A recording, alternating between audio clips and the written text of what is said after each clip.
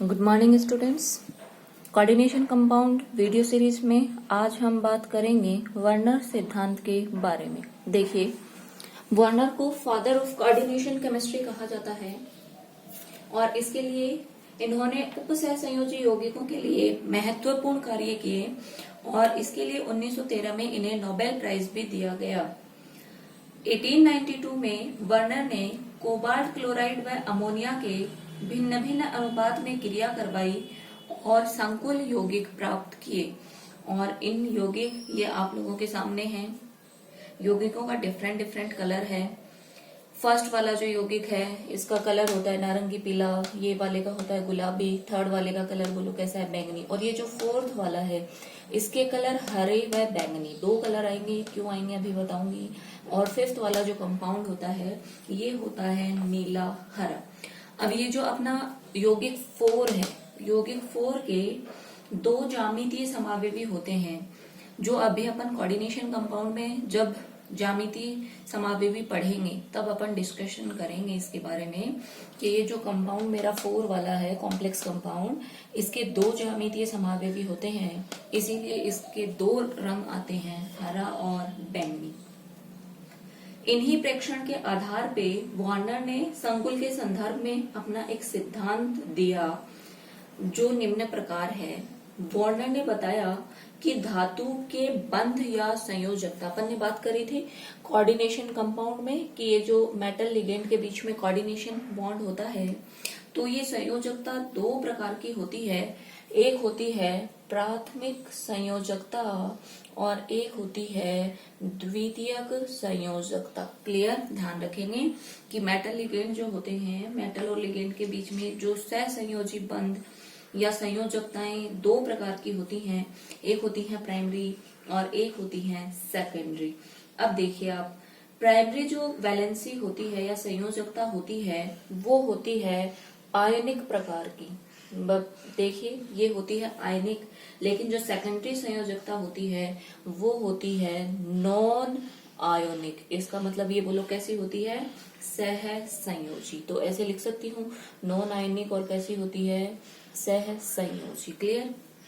आगे देखें, प्राइमरी जो संयोजकता होती है ये ऋणायनों के द्वारा संतुष्ट होती है ऑलवेज, लेकिन जो सेकेंडरी वैलेंसी है वो ऋणायनों के द्वारा भी संतुष्ट हो सकती है और उदासीन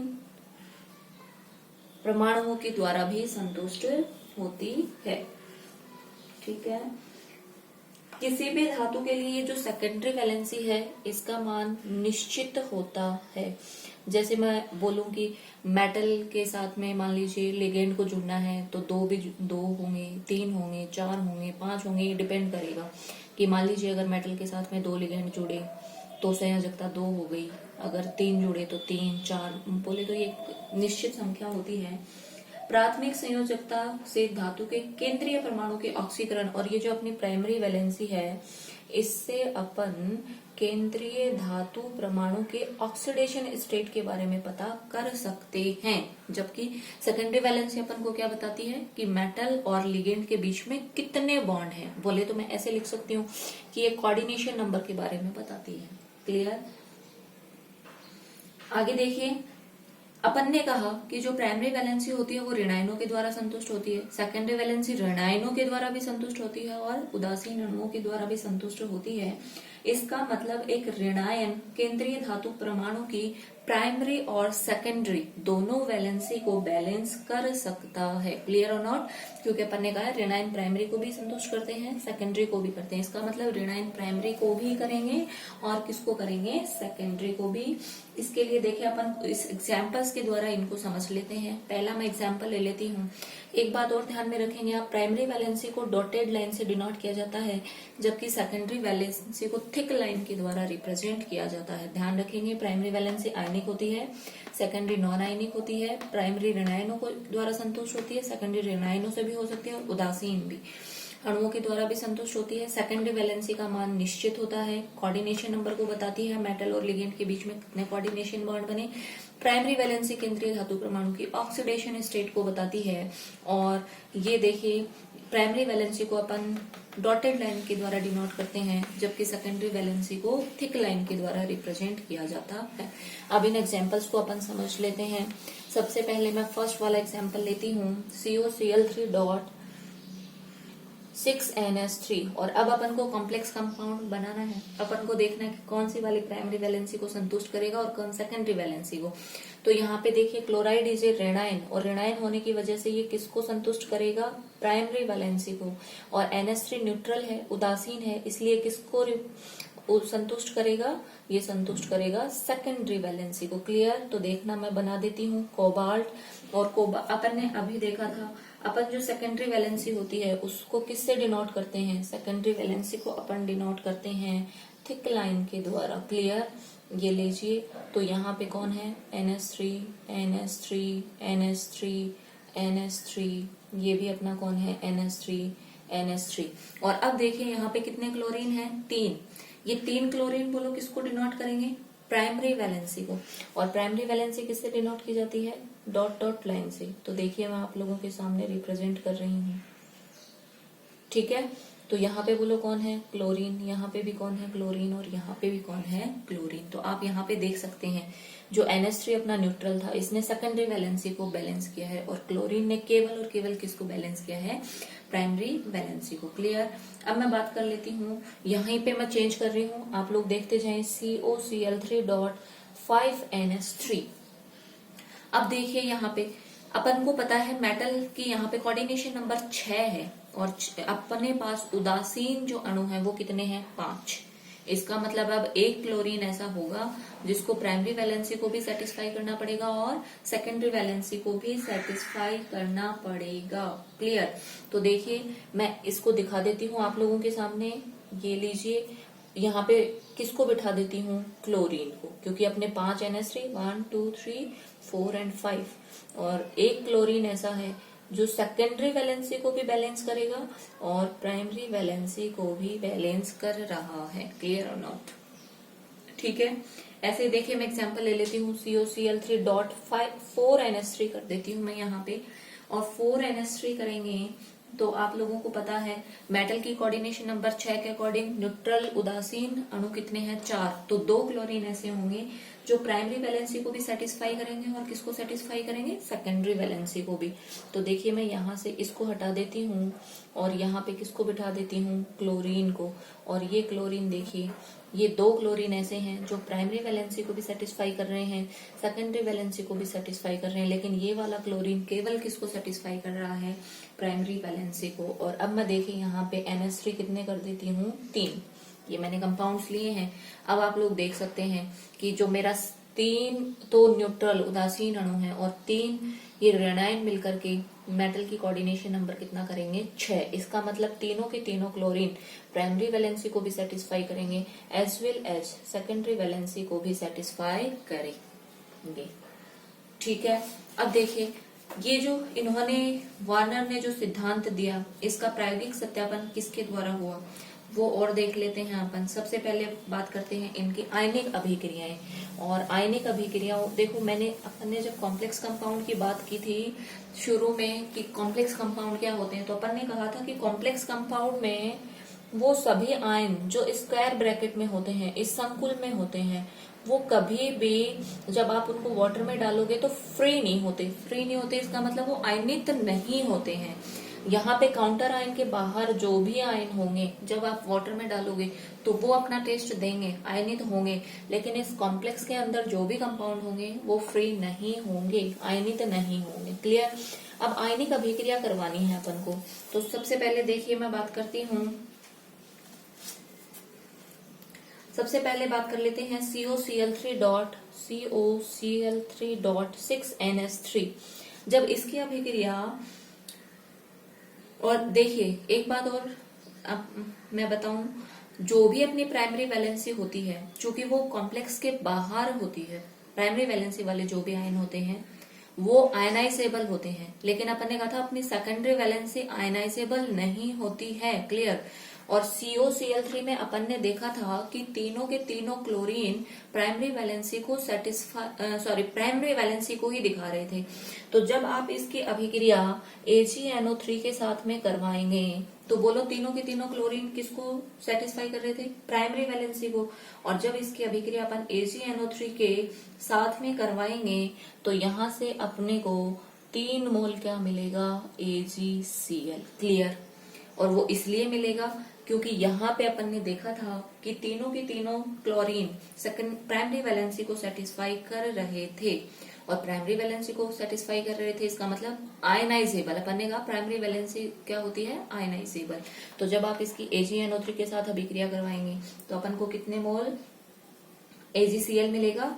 3 मोल। और AgCl is a white precipitate, श्वेत अवक्षेप मिलेगा। इसका मतलब अपन ये बोल सकते हैं कि ये जो तीनों क्लोरीन हैं ये आयनाइजेबल हैं। इसका मतलब ये प्राइमरी वैलेंसी से जुड़े हुए हैं। और अपन ने एक बात और की थी कि जो ये प्राइमरी वैलेंसी होती है ये मेटल की ऑक्सीडेशन स्टेट को दिखाती है। क्लियर। इसका मतलब मेटल की ऑक्सीडेशन स्टेट बोलो कितनी हो गई यहाँ पे? +3। और कोऑर्डिनेशन नंबर कितना हो गया? 6। और ये 6 जो द्वितीयक वैलेंसी है ये किसके द्वारा संतुष्ट होगी? अमोनिया अणुओं के द्वारा। इसलिए इसकी जो शेप होगी ऑक्टाहेड्रल शेप, देखिए मैं उसको कुछ इस तरीके से डिनोट कर सकती हूँ। ये कोऑर्डिनेशन बॉन्ड बनेगा मेटल के साथ में, लिगेंड बनाएगा। और कौन बनाएगा? NH3 NH3 NH3 NH3 NH3 NH3। ये तो है अपना कॉम्प्लेक्स कंपाउंड। और इस पे चार्ज +3 है, इसका मतलब इसको बैलेंस करने के लिए कौन आ गए? 3 क्लोरीन। अब ये न्यूट्रल कॉम्प्लेक्स बन गया। एक क्लोरीन पे चार्ज कितना था? -1। तो 3 पे -3, तो +3 और -3 बैलेंस हो गए। इसका मतलब यहाँ 3 क्लोरीन जुड़े, इसका मतलब यहाँ कॉम्प्लेक्स पे चार्ज कितना था? +3। और चूंकि ये न्यूट्रल लिगेंड है इसलिए इस पक्का कोई चार्ज है नहीं, तो ये किसको दिखाएगा? मेटल के चार्ज को। मेटल का ऑक्सीडेशन स्टेट अब कितना हो गया? +3। क्लियर। अब आगे देखिए, अब अपन दूसरा एग्जांपल ले लेते हैं। ये COCl3.5NH3 इसकी अभिक्रिया करवाते हैं AgNO3 के साथ।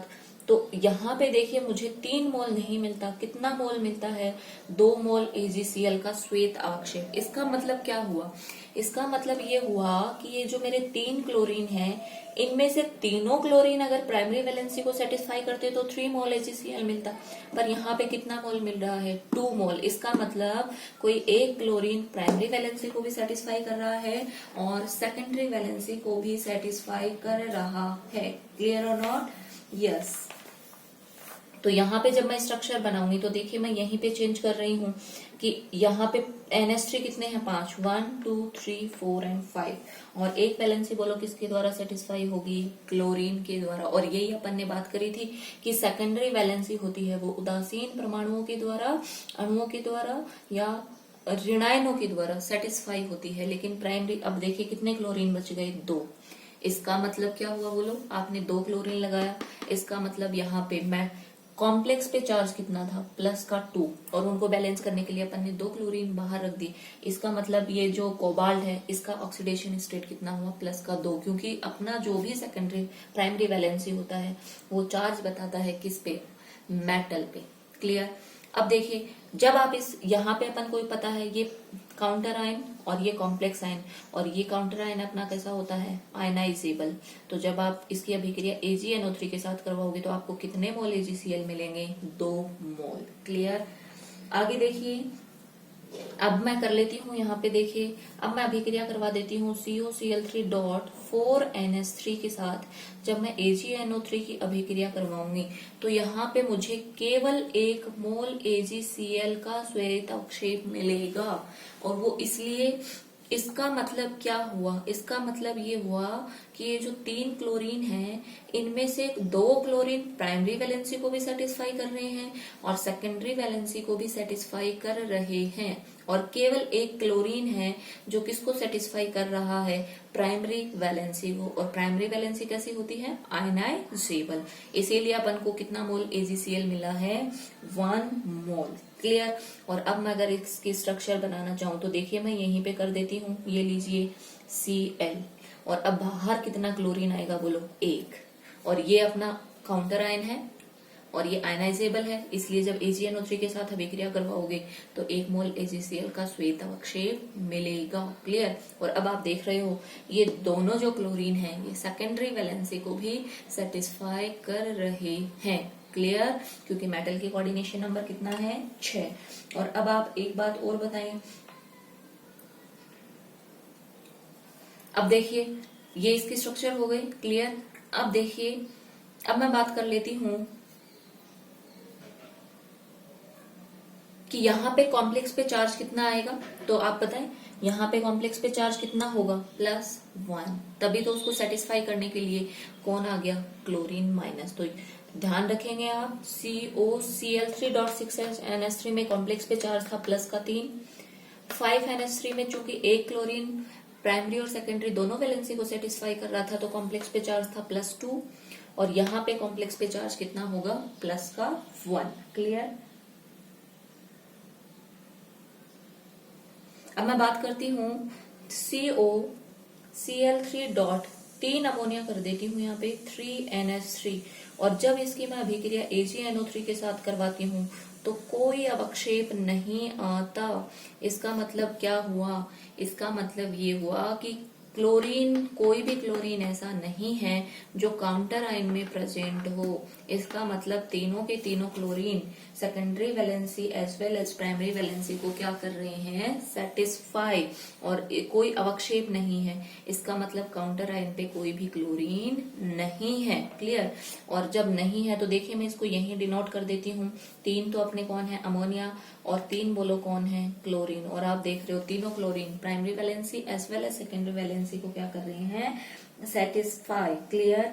और चूंकि यहाँ पे देखिए बाहर कोई काउंटर आयन पे कोई भी ऋण आयन वगैरह नहीं है, इसका मतलब इस कॉम्प्लेक्स पे चार्ज बोलो कितना हो गया, 0। क्लियर।